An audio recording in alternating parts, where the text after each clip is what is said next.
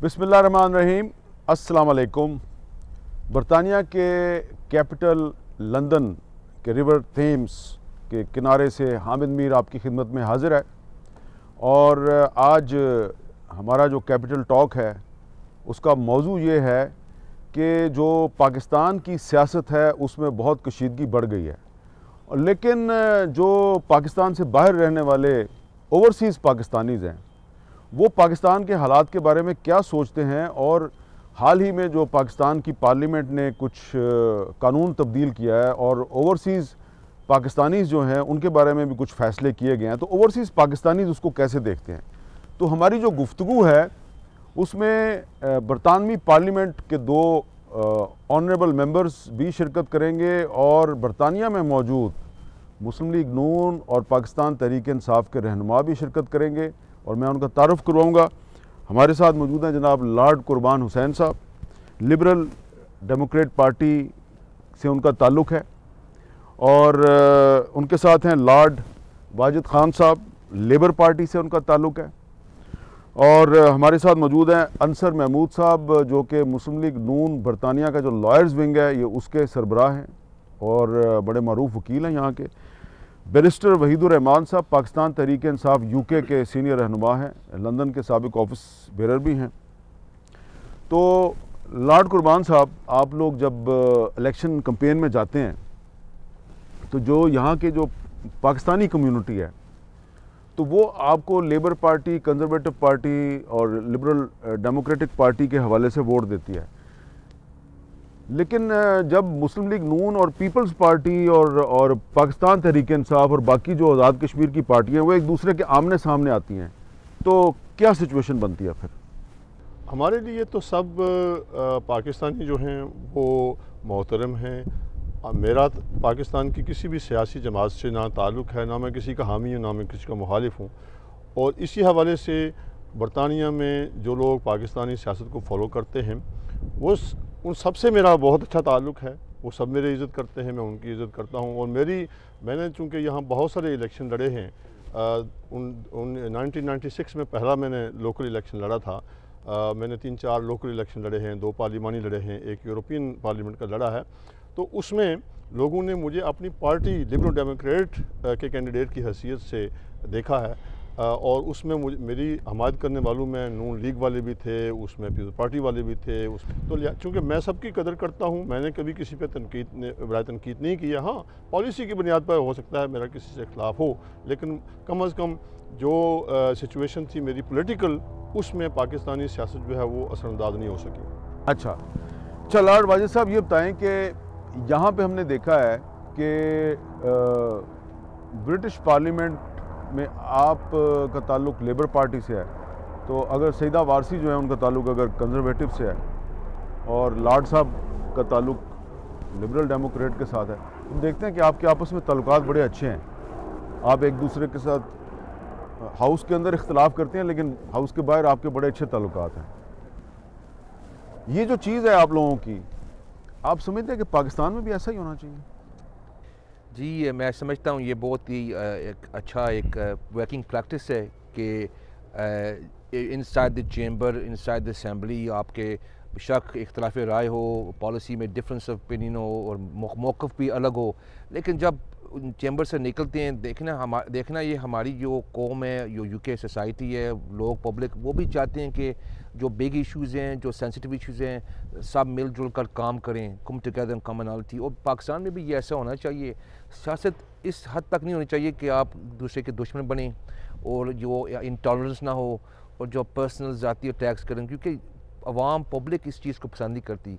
Politics ऐसा होना चाहिए कि मुल्क को इकट्ठा रखें और जो सोसाइटी के जो बिगर इश्यूज़ हैं, अब बेशक मुख्तलिफ पार्टीज़ के साथ ताल्लुक़ रखते हैं, लेकिन कॉमन हमेशा कुछ ऐसे एरियाज़ होने चाहिए जहाँ कॉमनैलिटी होनी चाहिए और डिवीज़न नहीं होनी चाहिए और यूनाइटेड फ्रंट। अच्छा, आप तो खुद यहीं पे पैदा हुए? बिल्कुल। आपकी फैमिली का ताल्लुक़ गुजरात से है, लेकिन यहाँ आप जब देखते हैं कि मुस्लिम लीग नून और पीटीआई की आपस में यहाँ पे बड़ी लड़ाई चलती है, तो कैसा लगता है आपको?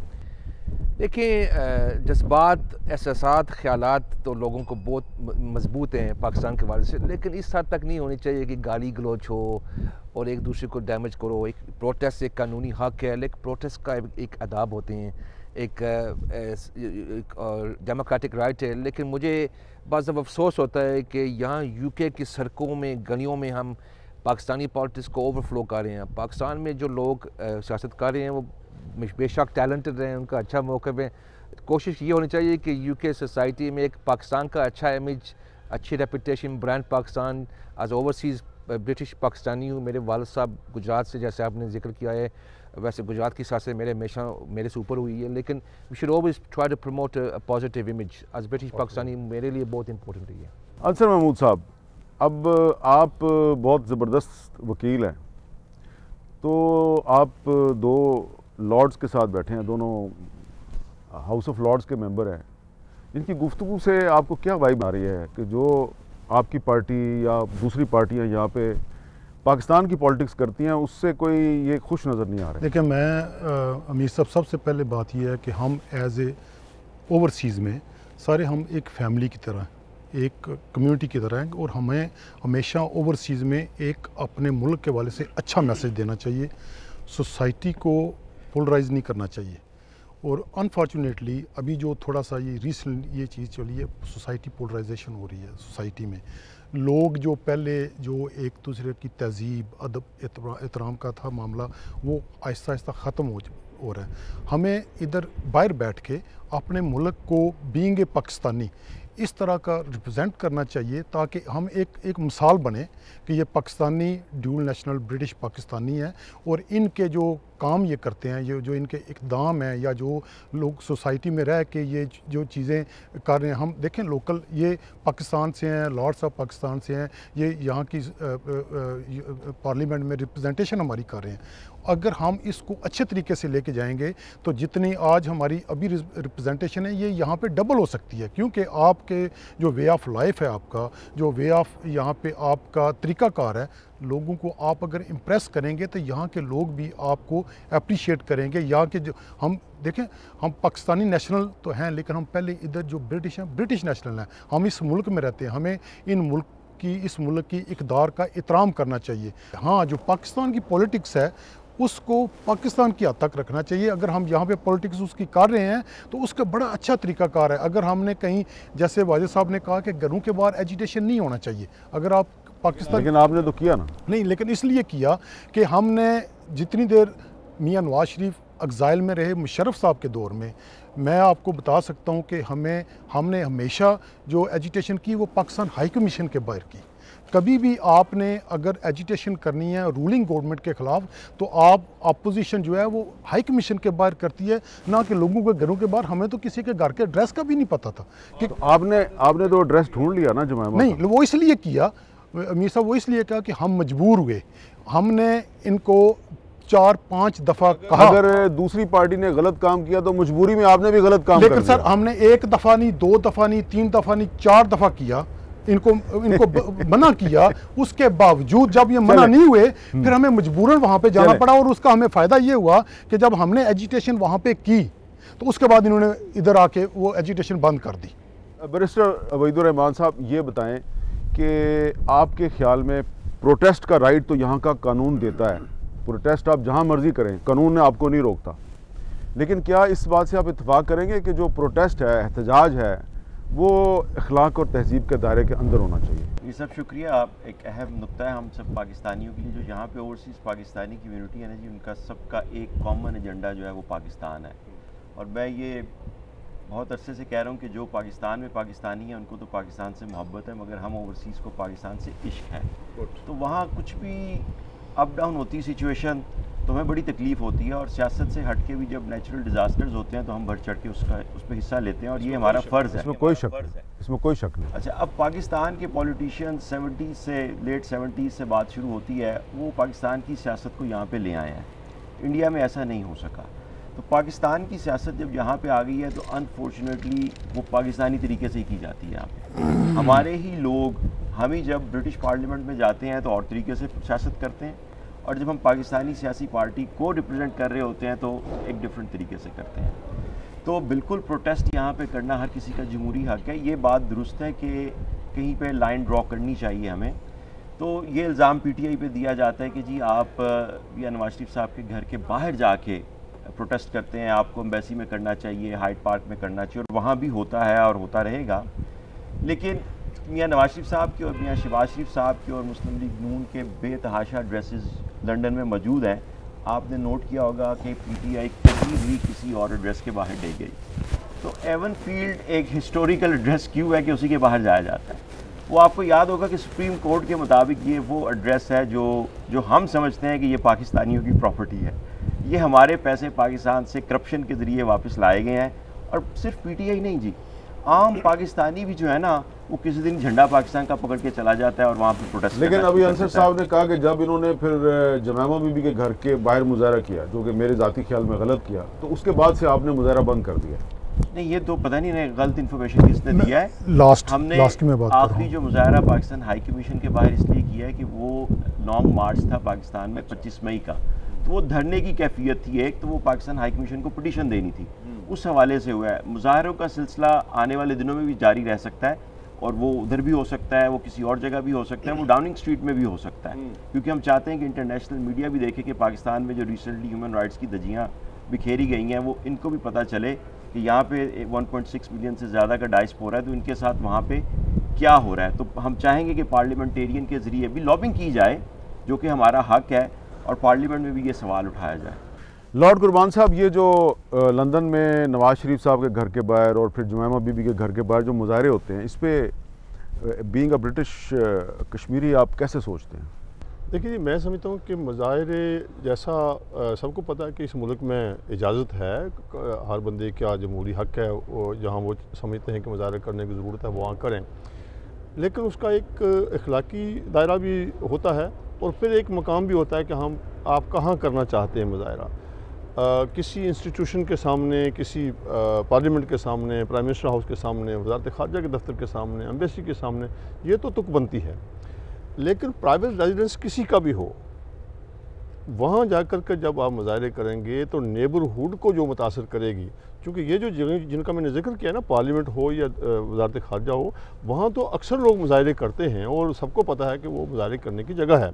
लेकिन जब आप प्राइवेट रेजिडेंस में जाकर के मुजाहरे करते हैं तो सिर्फ वही बंदा मुतासर नहीं होता है जिसके खिलाफ आप मुजाहरा कर रहे होते हैं, वो नेबरहुड में जितने पुरअमन लोग वहाँ शहरी रह रहे होते हैं वो भी मुतासर होते हैं।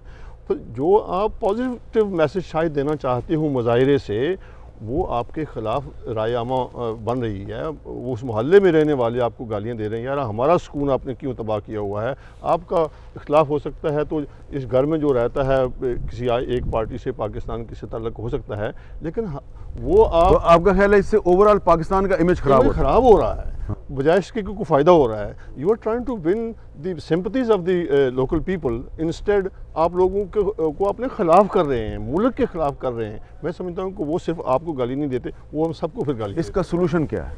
सोल्यूशन ये है, देखिए, जहाँ तक पुरअमन आप अगर करना चाहते हैं तो मुजाहरे अगर करने हैं आपने, तो जिन जिन जगहों पर मुजाहरा करने की इजाज़त होती है वहाँ जाकर हाइड पार्क में करें, वहाँ 10 डाउनिंग स्ट्रीट पर करें, जहाँ पाकिस्तान हाई कमीशन के सामने करें, जिधर भी नहीं। एक चीज़ मैं आपको अर्ज़ करूँ, मेरा अपना ही ख्याल है, very very rarely I have seen कि कोई हिंदुस्तानी हिंदुस्तान के सफारत खाने के सामने जाकर के मुजाहरा करता हो। हिंदुस्तान के जितने मामलात क्या वहाँ कम है, लेकिन नहीं, वो अपने मुल्क के ख़िलाफ़ अपने सफारत खानों के सामने मुजाहरा नहीं करते। बैरिस्टर वहीद साहब ने एक बात की, मैं वो आपसे ज़रा डिटेल में पूछना चाहता हूँ। क्या जो इंडिया की पॉलिटिकल पार्टीज़ हैं, बीजेपी और कांग्रेस, वो भी लंदन में एक दूसरे के खिलाफ इस तरह मुजाहरे करते हैं? मैंने कभी नहीं सुना। कभी नहीं सुना? मैंने कभी नहीं सुना। ये सिर्फ पाकिस्तानी एक दूसरे के खिलाफ मुजाहरा करते हैं? बस यही, यानी मैं नहीं कहता हूँ कि नहीं होता होगा, हो सकता होता हो, लेकिन कम से कम मेरी दानिश में नहीं है कि वो सियासी जमातें जो हैं वो यहाँ आकर के एक दूसरे के खिलाफ करती हूँ।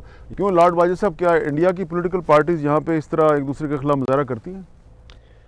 मेरे ख्याल में वो इख्तलाफ करती है, प्रोटेस्ट करती हैं, लेकिन उनका जो ओपनली विजिबली मीडिया में आप देखें, सोशल मीडिया में कुछ ऐसा कुछ प्रेजेंस नहीं है। देखो, हमारी लेबर पार्टी और कांग्रेस के साथ एक अच्छा एक रिलेशनशिप है, बीजेपी की हम समझते हैं एक राइट विंग पार्टी है, अनफॉर्चुनेटली उसकी उनकी लीडरशिप, आइडियोलॉजी, हिंदुत्व वगैरह is not tolerant of all religions.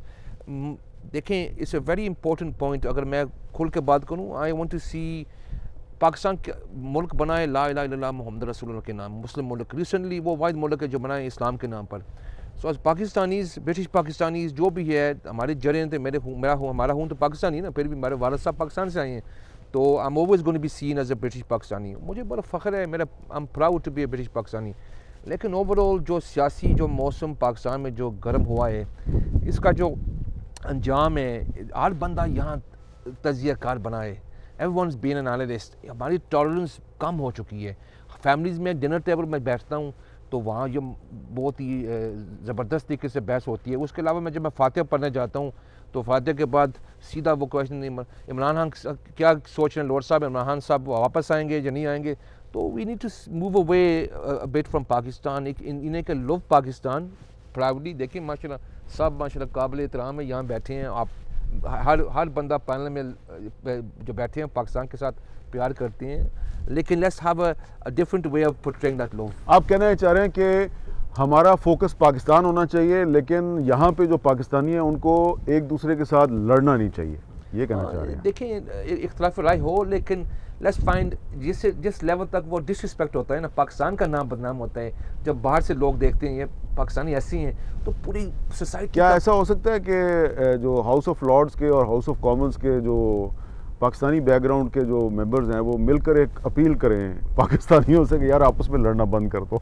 हम भी करते हैं, नहीं अभी करते हैं। ये पाकिस्तान के रहने वालों, पाकिस्तान की खिदमत करें, यहाँ आप उसमें आकर के सियासी बुनियादों पर लोगों को तकसीम ना करें। हमारे ताल्लुक मुख्तलिफ पार्टीज़ के साथ बहुत अच्छे हैं, इन्होंने दोनों माशाल्लाह एक्सट्रीम रिस्पेक्टेड पैनलिस्ट के साथ बहुत अच्छा मेरा एक ताल्लुक है, इनका भी है।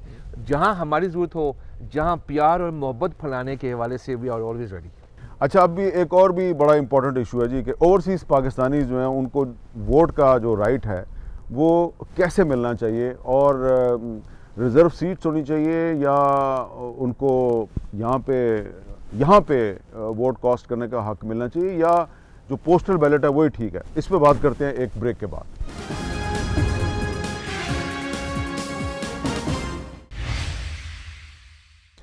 लंदन से कैपिटल टॉक स्पेशल में दोबारा खुशामदेद। रिवर थेम्स के किनारे पे हम आज अपनी महफिल को सजा के बैठे हैं।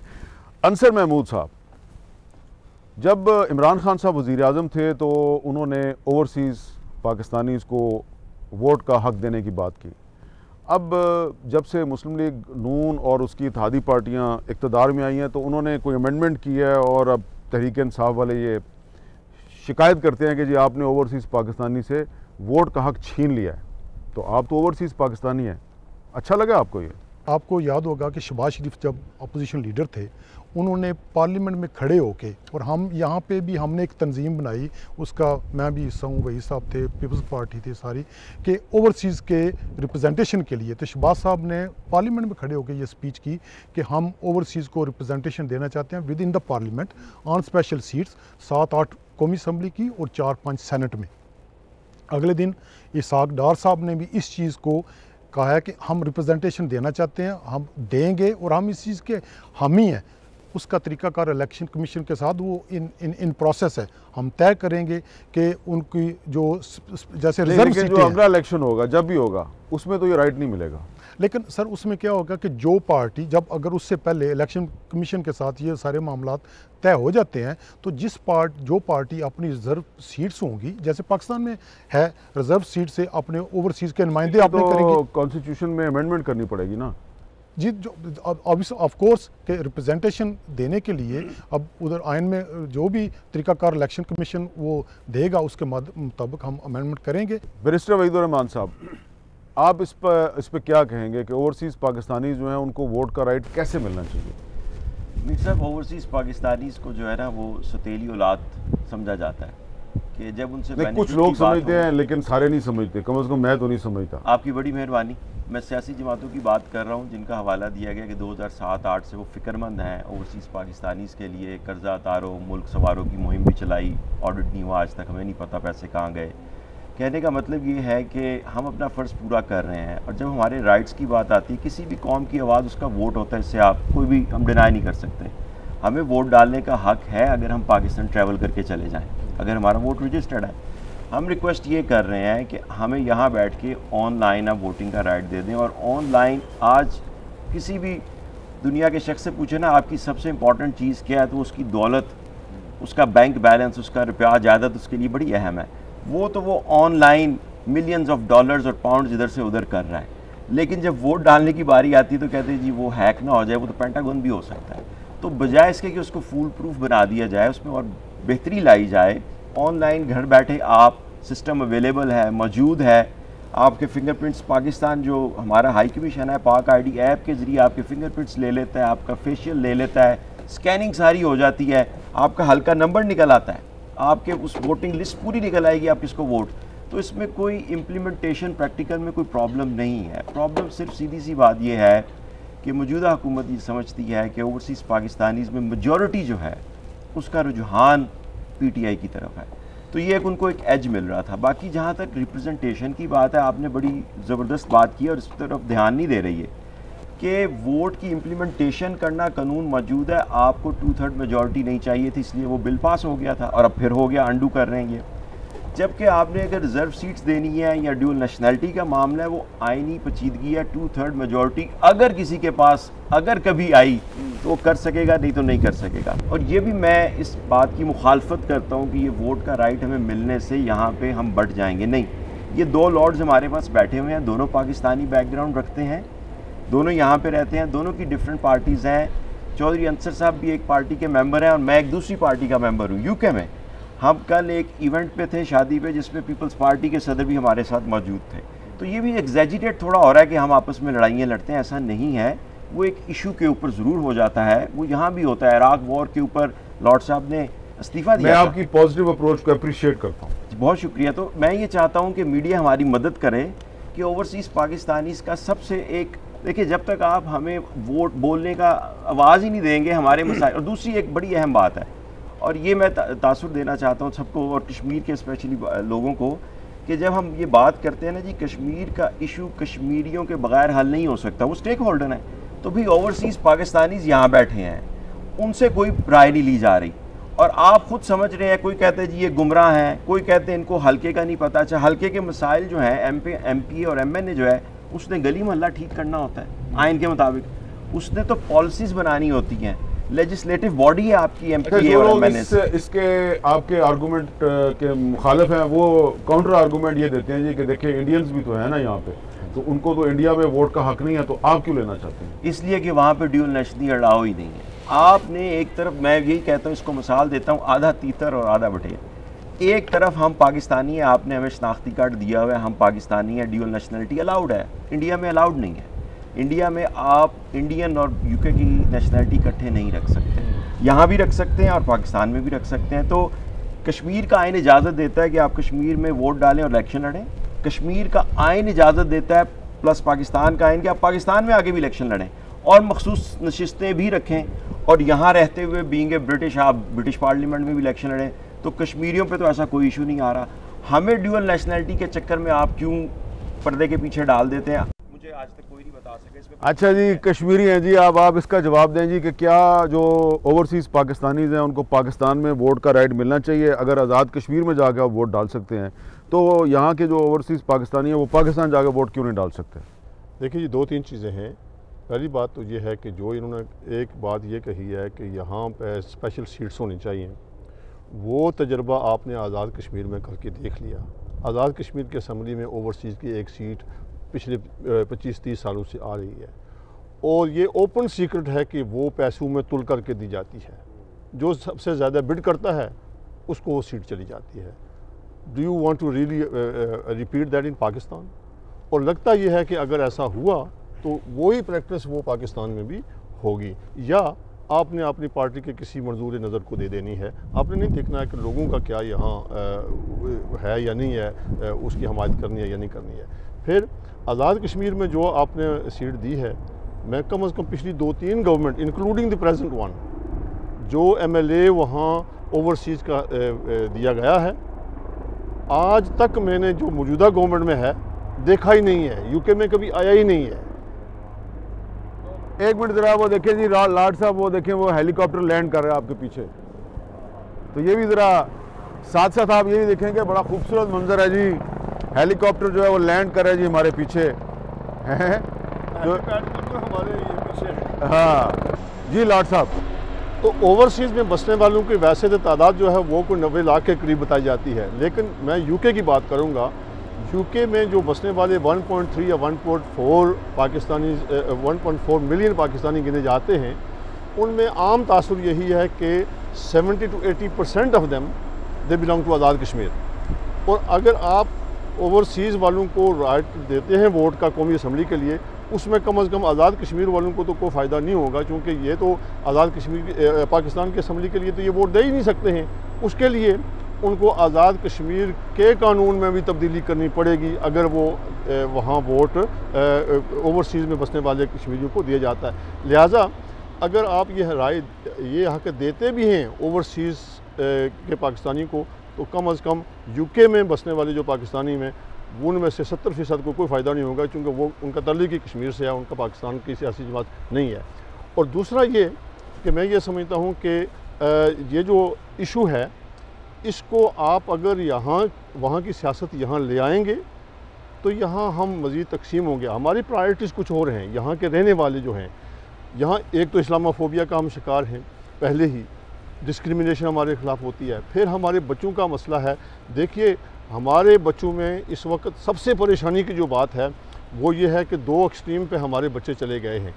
एक ये है कि आबादी में टोटल मुसलमान जो है वो 4-5% हैं, और जेलों में प्रिजन पॉपुलेशन में हम फिगर्स बढ़ते रहते हैं, लेकिन लास्ट जो मैंने स्टडी पढ़ी थी प्रिजन पॉपुलेशन का 17%, 17% of the prison population belong to Muslims and majority of them are Pakistanis.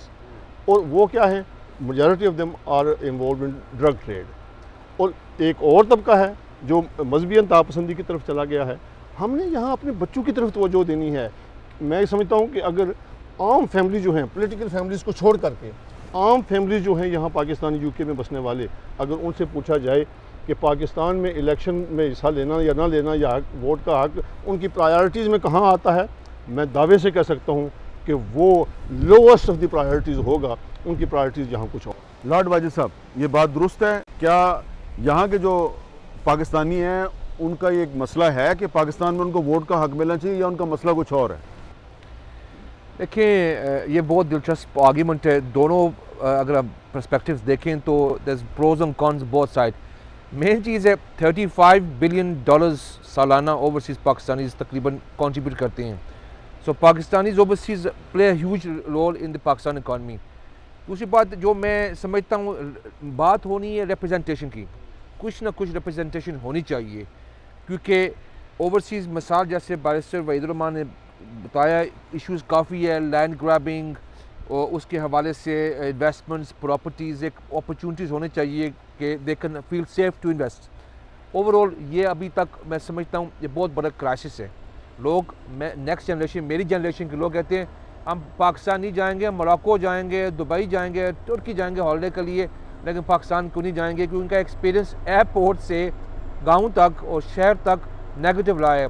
So means reverse इस ओवरसीज़ जो मैं यूरोपियन पार्लियामेंट जब मैं था मीर साहब, एक प्रोपोर्शनल रिप्रेजेंटेशन वो सिस्टम चलता था, जिसके ज़्यादा वोट शेयर है उसके हवाले से वो सीटें देते थे।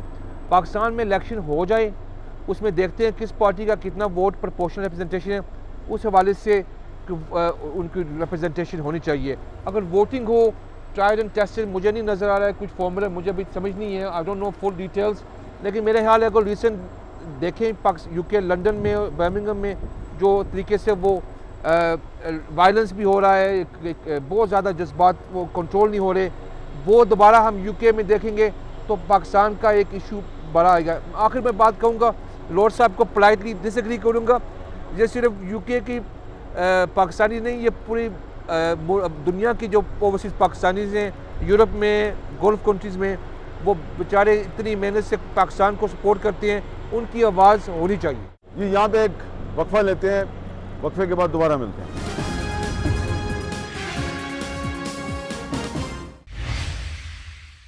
कैपिटल टॉक में दोबारा खुश आमदीद। लॉर्ड कुर्बान साहब, क्योंकि आपका बैकग्राउंड जो है वो कश्मीर का है, तो आपको ये नहीं लगता कि ये जो यहाँ पे पाकिस्तान की सियासत की वजह से जो आपस में कशीदगी है उससे कश्मीर का उसको बहुत नुकसान पहुँचता है?